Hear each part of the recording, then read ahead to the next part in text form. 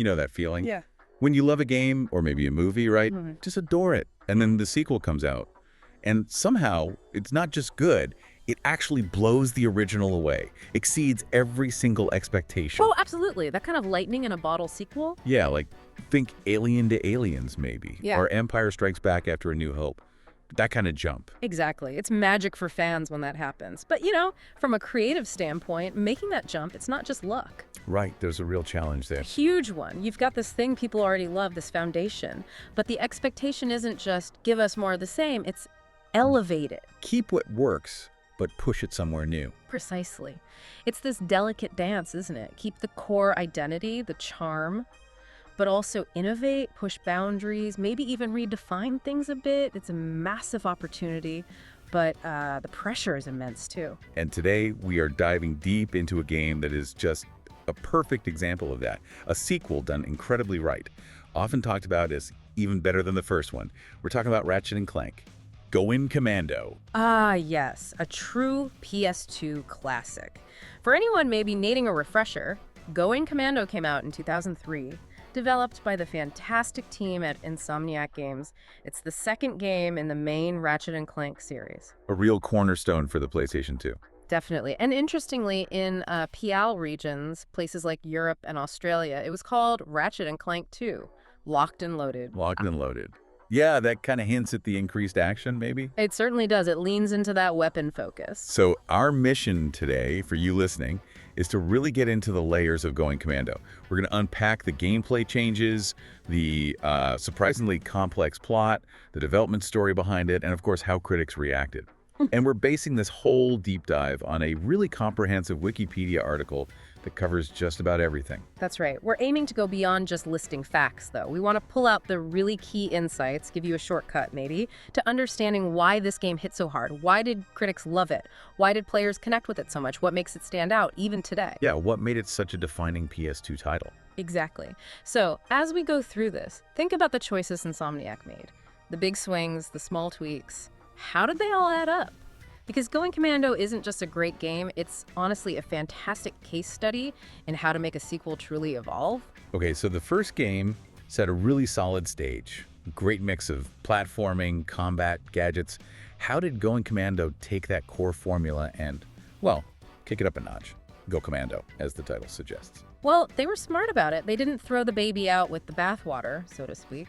That core loop, the dynamic third-person view, the blend of jumping challenges and shooting action that all stayed. Still controlling Ratchet, the Lombax, with Clank on his back. Absolutely. Still using a wild array of weapons and gadgets to take down enemies, explore these really diverse planets, solve puzzles, the good stuff. Exploration, combat, thinking on your feet. Exactly. But it wasn't just more of the same. It felt refined, polished. And a whole new setting, right? Not the Bogon Galaxy this time. Correct. They're whisked away to the Bogon Galaxy, a completely new playground, essentially, which allowed for new environments, new enemies, new challenges. And it wasn't just a linear path either. Lots of side quests and secrets. Plenty. Optional objectives, hidden areas. It really encouraged exploration and kept you engaged beyond just the main story path. Made the galaxy feel bigger, more alive. And how did they tie it all together? That satisfying loop of collecting stuff. The bolts, the universal currency, that loop was crucial. You get bolts primarily from defeating enemies who often explode in this satisfying shower of, nuts and bolts, and from smashing crates. So many crates. So many crates, they're everywhere, but it works. It creates this constant reward cycle. Every fight, every detour to smash some boxes, it all feeds back into your progression. You're always earning something towards that next weapon, that next upgrade. It's a simple mechanic, but so effective at keeping you hooked. Very effective. It taps into that basic desire for accumulation and progress, constant positive feedback. Okay, now let's get into what many considered the real game changer for this series, something that started right here in Going Commando. The RPG elements. This wasn't just a little addition, it felt like it fundamentally shifted how you approach the game. You're absolutely right. This was the headline feature, really. The introduction of weapon and health upgrades based on usage and experience. It redefined progression. So how did the weapon upgrades work exactly? It wasn't just buying stronger versions anymore. Not at all. That was the genius of it. They introduced, I think it was 18 new weapons, massive arsenal expansion. Stuff like the Blitzgun, the Bouncer, Yeah. iconic weapons now. Exactly. But the core mechanic was the growth bar on each weapon. As you used a weapon, as you defeated enemies with it, it gained experience. You'd see this little bar fill up. Right. And once that bar was full, the weapon evolved. It visually transformed, often quite dramatically, and became significantly more powerful. Maybe it fired faster, or had a bigger blast radius, or gained new effects. Wow, so the weapons literally leveled up with you. Precisely. It was a huge departure from the first game where you bought a weapon, and that was it. Static power level. This sounds way more engaging. It absolutely was. That growth bar system became a defining feature, a key reason the combat felt so much more dynamic and rewarding. You felt invested in your arsenal. What do you think the psychological hook was there? Was it just seeing bigger numbers, or was it that transformation? I think it was definitely more than just numbers, though those help. It hit on a few levels. First, constant micro rewards. Every shot mattered, visually contributing to that bar. Very satisfying feedback loop. Right, you see the progress immediately. Exactly. But second, and this was brilliant, the visual transformation. Seeing your trusty blaster morph into some cooler, meaner looking version, that's powerful. Yeah, that gives you a real sense of accomplishment. It fosters ownership. It's your weapon that you leveled up. You nurtured it. It wasn't just something you bought off a shelf. It's like raising a Tamagotchi, but with more explosions. Huh? Kind of, yeah. It taught a valuable lesson. Progression isn't just about getting new stuff. It's about improving and customizing what you have. Feeling mastery over your evolving tools. And this leveling up wasn't limited to just the guns, right?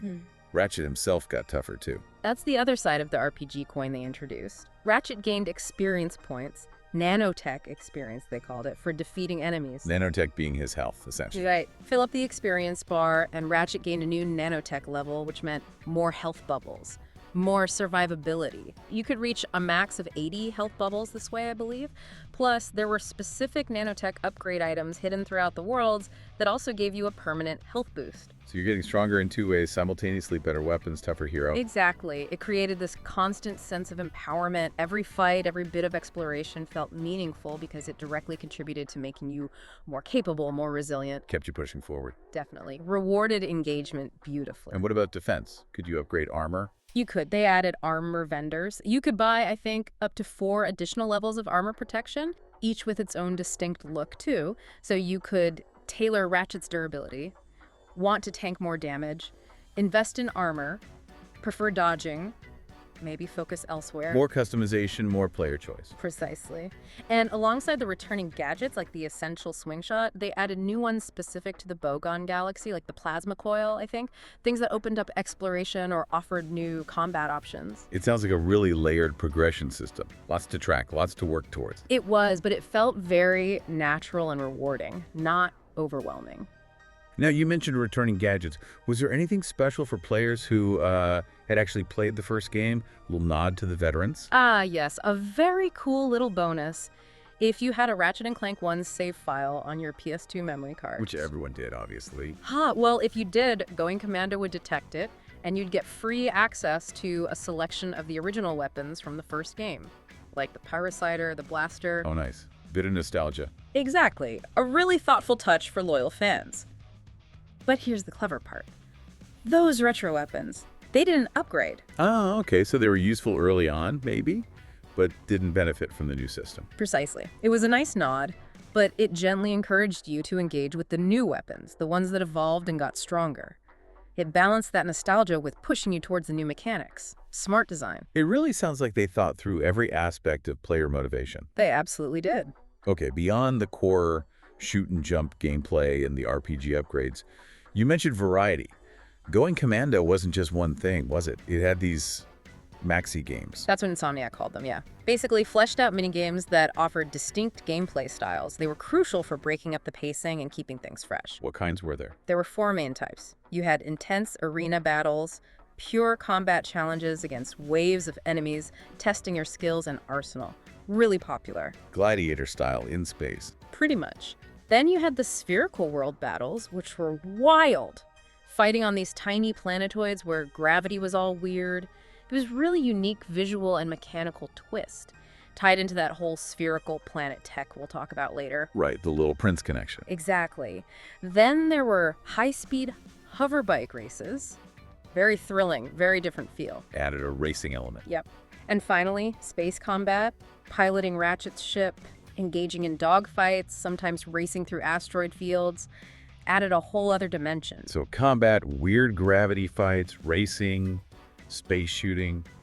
That's a lot of variety packed in. It really was, and they were integrated well into the main quest, not just tacked on. They felt like part of the adventure, offering different kinds of challenges and rewards. Big boost to replayability, too. And for players who finished the main story, who saw the credits roll, was that it? Or did Insomniac have something more for the hardcore fans? Oh, they definitely did. Once you beat the game, you unlock challenge mode. Okay, sounds ominous. Harder difficulty. Significantly harder, yes. Enemies hit harder, had more health. It was a real step up.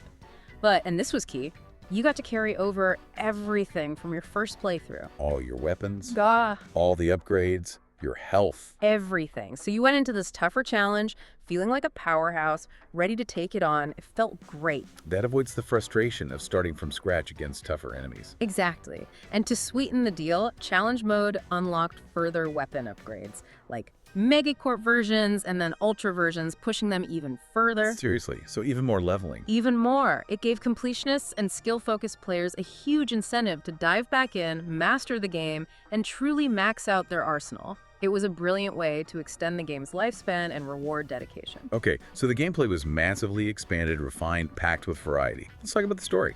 After saving the Bogon Galaxy, Ratchet and Clank are heroes, right? Celebrities. Bona fide celebrities. The game opens with them doing interviews, dealing with fame. Clank even humorously complains their lives have become uneventful, mentioning a wiener raced at Owls as the height of excitement. Ah, careful what you wish for, Clank. Indeed, because right after that interview, poof, they're teleported onto a spaceship. By whom? By one Abercrombie Fizzwidget, eccentric founder and CEO of Megacorp, the biggest corporation in the Bogon Galaxy. Fizzwidget? Sounds like a character. Oh, he is. Delightfully quirky, prone to saying things like he needs Ratchet's sustenance instead of assistance. He explains he's in a precocious situation. What was this situation? A biological experiment has been stolen from Megacorp by a mysterious masked thief, and Fizzwidget needs Ratchet, the hero, to get it back. Okay, a classic fetch quest setup. Seems like it initially. And to sweeten the deal, Fizzwidget offers Clank a job, an accounting position, I think, at Megacorp headquarters. So an adventure for Ratchet, a respectable job for Clank. They both jump at. They do. Ratchet's eager for action, Clank's tempted by the stability. But importantly, before Ratchet heads off, he goes through this intense Megacorp training program. Ah, yeah, you mentioned that. Why was that significant narratively? It serves to show Ratchet's development. He's not the same slightly reckless character from the first game. He's being trained, becoming more professional, more capable. It subtly sets the stage for his character arc in Going Commando he's growing up. Gotcha. So Ratchet heads off to find the thief. First stop. A flying laboratory on planet Aranos. He confronts the thief there, they fight, but the experiment, the thing he's meant to retrieve, gets away. Not a clean start. No. And things immediately get more complicated. The thief, trying to stop Ratchet, actually captures Clank. Oh, wow. So much for Clank's quiet accounting job. Exactly. This forces Ratchet into a rescue mission. He saves Clank, they're reunited, and their bond is reinforced. The game quickly gets them back together as a team. Back on the trail of the thief and the experiment. Right. Now it's a galaxy-wide chase. And they run into a new obstacle. Mercenaries, called Thugs for Less, have been hired to protect the thief. Thugs for Less. Love the name. Adds to that corporate satire feel. Definitely. This leads to battles across several planets, culminating in a big showdown on the icy planet Siberius. Do they finally catch the thief there? It's a partial victory. They fight the thief escapes again, but Ratchet and Clank do manage to recover the stolen experiment this time. Okay, mission accomplished, right? Time to call Fizzwidget. That's what they think. They arrange a rendezvous with Fizzwidget to hand over the experiment. But then, Fizzwidget accidentally strands them. Accidentally. How? He essentially maroons them in this dangerous cave system on the desert planet Tabora. Claims it was a mistake. That sounds suspicious. Is he just clumsy, or is something else going on? That's the question, isn't it? It plants the first real seed of doubt about Fizzwidget's true intentions, adds a layer of mystery. So they escaped Tabora, presumably. They do, and almost immediately they're confronted by the thief again. But this time, during the confrontation, the thief accidentally reveals their identity. The mask comes off. It does, and it's revealed the thief is actually a Angela Cross, a female Lombax. Whoa! Another Lombax. That's huge for Ratchet. Absolutely massive. Remember, Ratchet thought he was the last one. Suddenly, here's another member of his species. It instantly deepens his personal connection to the plot. And she was a megacorp scientist. Why did she steal the experiment? That's what she explains. She warns them the experiment isn't just valuable, it's incredibly dangerous, a potential galactic threat. She tells them to go to a testing facility on planet Dabo to see the proof for themselves. So the thief is actually trying to stop something bad. Seems that way. Her appearance completely reframes the situation and adds so much to Ratchet's own story, hinting at a past he knows nothing about. What do they find on Dabo? What's the proof? They find a video recording, and it's chilling. It shows the experiment, which looks kind of cute, like a fluffy ball going on a violent, murderous rampage. Okay, definitely not pet material. Not even close.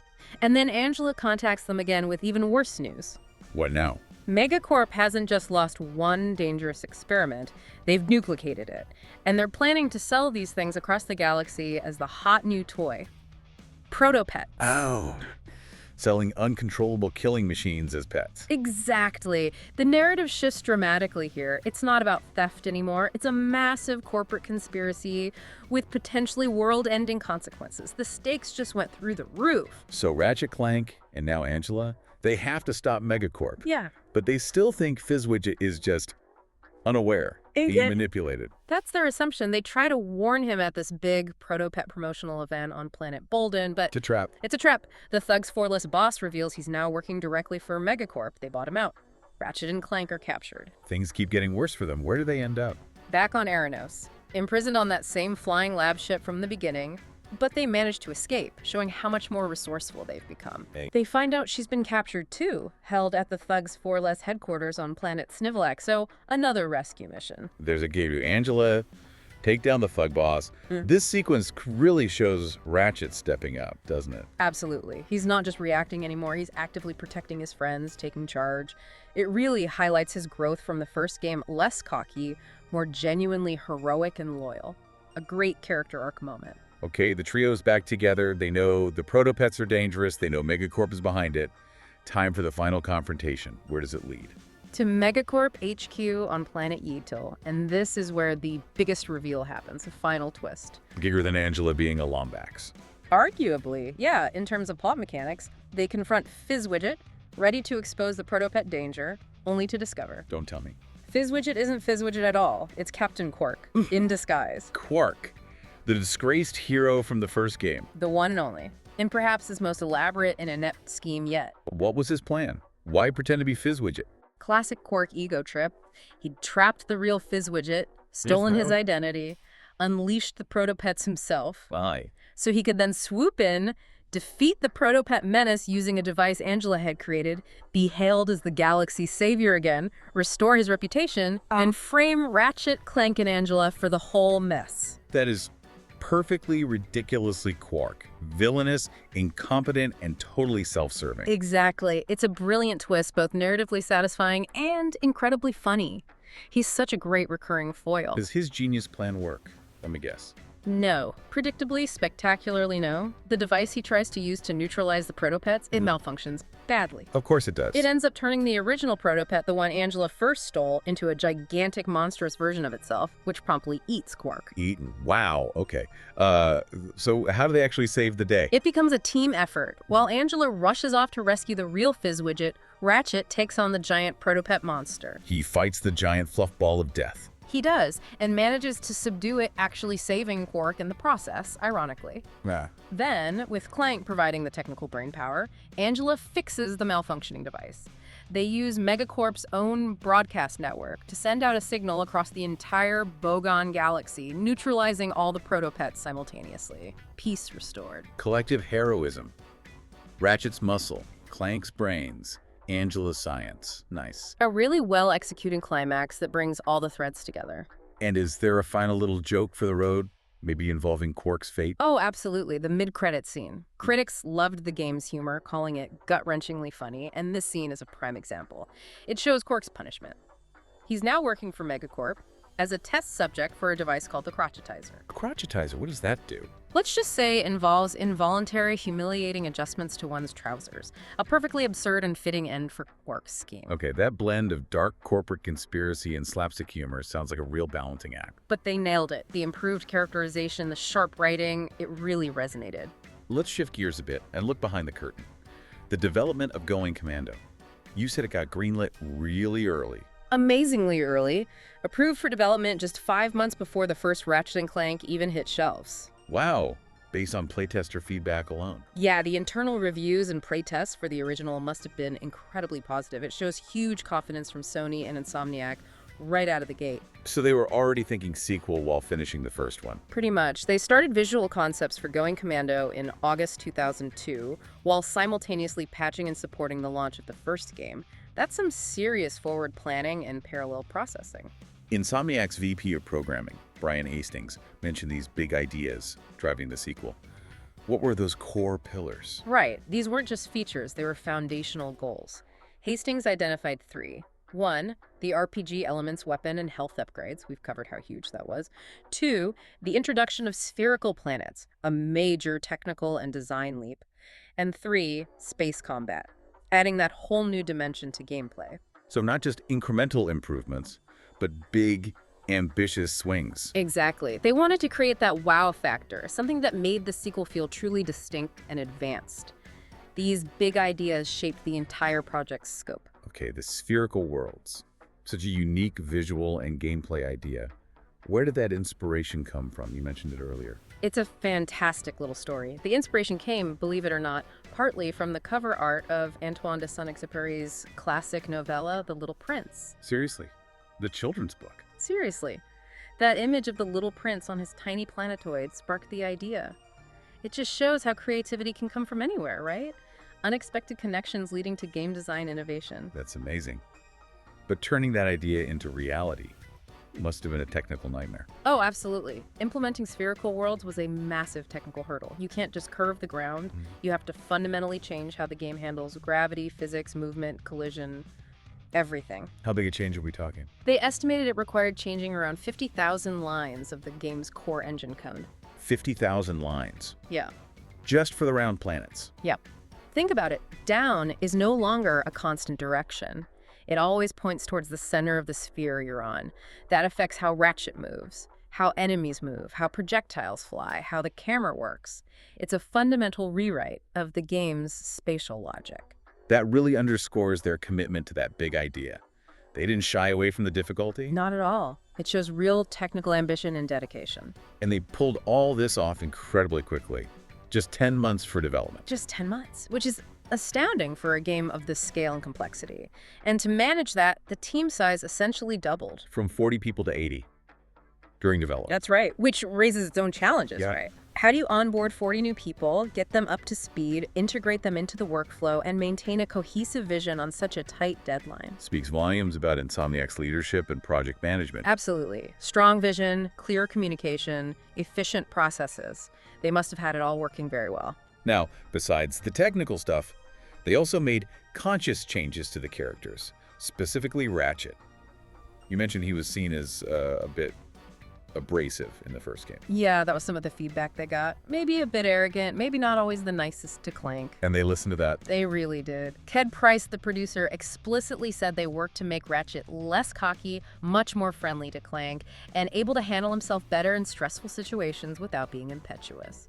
So a deliberate effort to mature the character. A significant character reimagining, really. It showed they valued player feedback and weren't afraid to evolve their protagonist to make him more relatable, more heroic. And the voice change was part of that. A key part. James Arnold Taylor took over from Mikey Kelly as Ratchet's voice actor. Taylor's voice had a slightly more mature, earnest quality that really fit the direction they were taking Ratchet's personality. It helped sell that character growth. Interesting. And what about Qwark? Was his return as the villain planned from the start? Apparently not. His role as the disguised Fizzwidget was reportedly a relatively late addition to the story. Really? That seems like such a central twist to add late in the game. It does, doesn't it? But sometimes those late-game inspirations turn out to be the most memorable. Credit goes to the writers, lead animators Oliver Wade and John Lally. They managed to weave Qwark back in brilliantly, providing that fantastic comedic payoff and narrative twist. Shows the team's flexibility and creative spark even under pressure. So after 10 intense months, the game is ready. How was the rollout? Super fast, especially for that era. It hit North America on November 11th, 2003. Then Europe? Just 10 days later, November 21st for the PAL regions. And Japan followed on December 11th. Wow, pretty much a simultaneous global launch. That takes serious coordination. Definitely. Sony and Insomniac clearly wanted to capitalize on the momentum worldwide. And the game was a hit commercially. A big hit. So much so that by 2004, just a year later, it was already being added to Sony's budget lines. Like the greatest hits line. Exactly. Greatest hits in North America, the Platinum range in TAL regions, the best list in Japan. Getting onto those lists signifies major sales success and sustained popularity. It wasn't just a flash in the pan. Do we have actual sales numbers? We do. By mid-2007, Going Commando had sold nearly 3 million copies worldwide. 3 million? That's a very solid number for a PS2 exclusive sequel back then. Absolutely. It clearly demonstrates how all those elements, the smart planning, the innovative design, the character improvements, the technical polish, translated directly into massive critical and commercial success. It cemented Ratchet & Clank as a top-tier PlayStation franchise. Okay, let's talk about that critical reception more directly. You said it was acclaimed. How acclaimed are we talking? Universally acclaimed, pretty much. It landed a Metacritic score of 90 out of 100. That's rarefied air, especially for a sequel. And 90. Wow. What were critics pointing to specifically? Overwhelmingly, they saw it as superior to the original in almost every way. OneUP.com put it bluntly.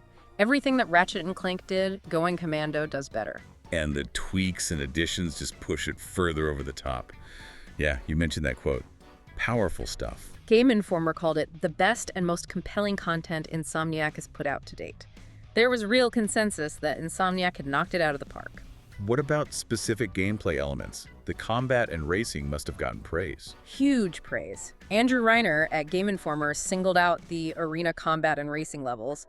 Benjamin Turner at GameSpy had that great line about how surprisingly fun it was to play Interstellar Gladiator. Shows those maxi games weren't just filler. Not at all. They were seen as high-quality, engaging additions that really added value. And the pacing.